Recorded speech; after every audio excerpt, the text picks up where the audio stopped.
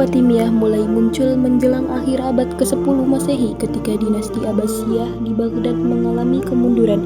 Melemahnya Abbasiyah juga memicu pemberontakan kelompok-kelompok yang merasa tertindas serta memberi ruang bagi kelompok Syiah untuk menaklukkan aktivitas politik. Salah satu dinasti melepaskan diri dari kekuasaan Abbasiyah adalah dinasti Fatimiyah. Dinasti ini adalah dinasti Syiah yang berkuasa sejak 909 Masehi hingga 1171 Masehi yang dipelopori oleh Ubaidillah al-Mahdi pada tahun 909 Masehi dengan legitimasi klaim keturunan Nabi Muhammad melalui Fatimah dan Ali bin Abi Thalib.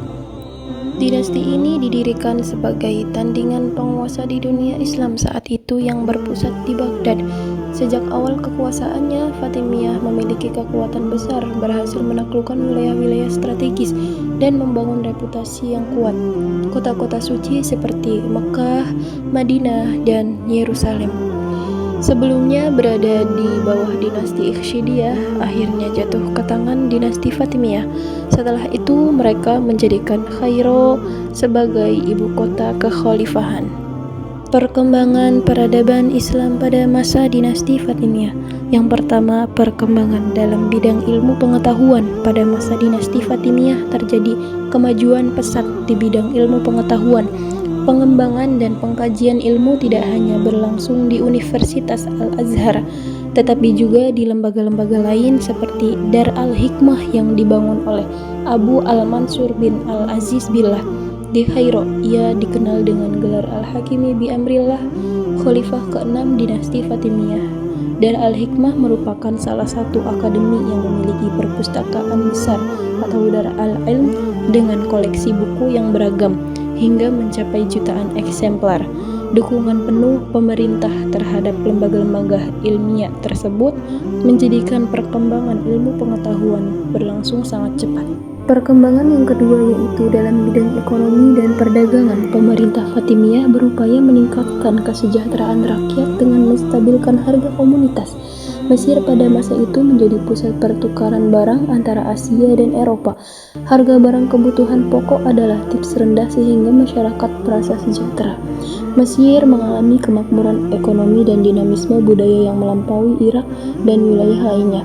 Hubungan dagangan dengan masyarakat Muslim seperti India dan negara-negara di kawasan Mediterania Kristen juga terjalin dengan baik dan aman. Kemudian yang ketiga, kemajuan dalam bidang politik.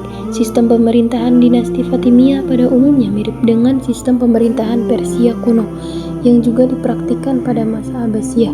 Struktur militer dan pemerintahan dinasti Fatimiyah yang terbagi menjadi 3 kelompok.